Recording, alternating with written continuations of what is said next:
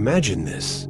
You sit down to learn something new, a language, a skill, a profound idea. But no matter how hard you focus, it slips through your fingers like smoke. Days blur into weeks, and still, mastery remains just out of reach. Yet somewhere in the world, another person absorbs the same knowledge effortlessly, as if their mind were a sponge. What if the difference isn't talent, or even effort, but something far stranger? Carl Jung once hinted at a hidden truth. The mind does not learn through force, but through trickery. The brain resists direct commands, yet surrenders to illusion. What if the key to rapid learning isn't discipline, but deception? What if the greatest obstacle isn't laziness, but the very way you've been taught to think? The question lingers, unsettling. Are you the student or the unwitting prisoner of your own mind? Your brain wasn't designed for modern learning. It evolved to survive. Every time you force-feed it facts, it resists like an ancient guard protecting scarce resources. Carl Jung saw this tension clearly. The conscious mind thinks it wants knowledge, but the unconscious clings to old patterns, sabotaging growth. Nietzsche called it the spirit of gravity, the invisible weight of habit pressing down on every attempt to change. Why? Because true learning isn't accumulation, it's transformation.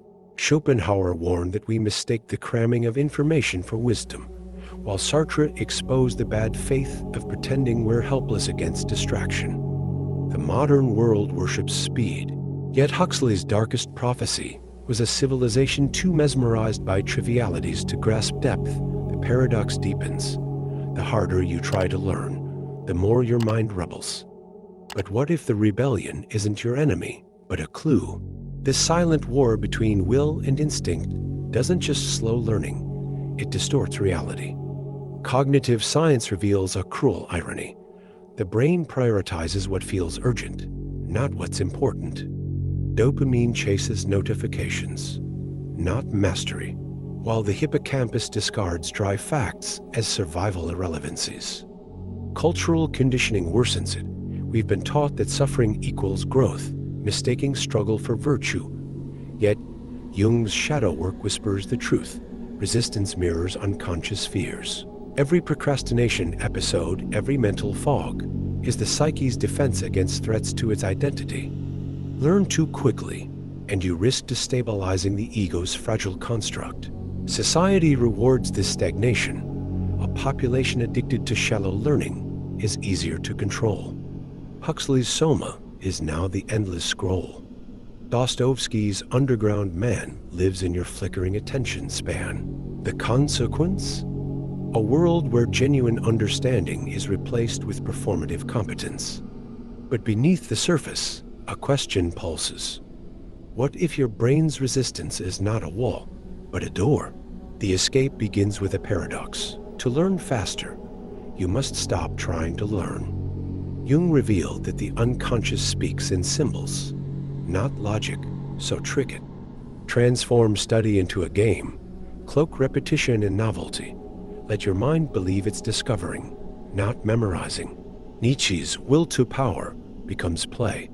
Hack the reward system by making curiosity feel like conquest.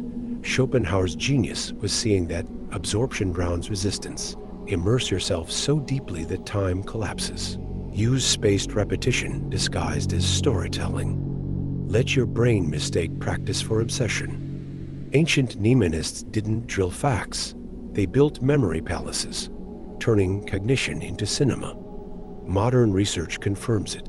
Emotion binds knowledge. Fear forgets, but wonder remembers forever.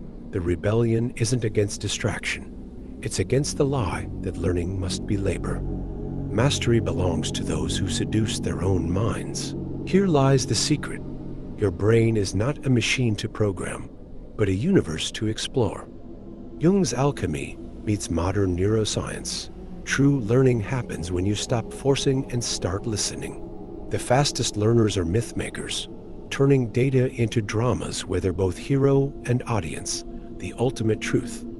You were never struggling to learn. You were struggling to control. Release the illusion of discipline. And you'll find knowledge flows like water, because it was never about speed. It was always about surrender. The moment you stop chasing mastery, it rises to meet you. Now, what will you unlearn first?